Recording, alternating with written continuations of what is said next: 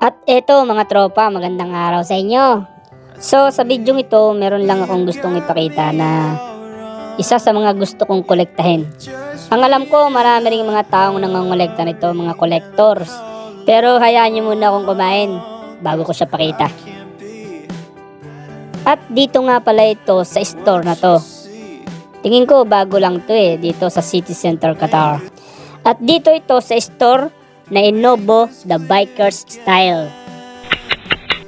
So at eto na siya. Ito yung mga gusto kong ipakita sa inyo na alam ko marami rin kumukolekta ng mga ganito, mga collectors ng patch. Sobrang na-amaze talaga ako sa dami ng patches na yan at sobrang gaganda pa. Nagtanong nga ako dyan kung meron silang Linkin Park. Bibiling ko sana kaso wala naman.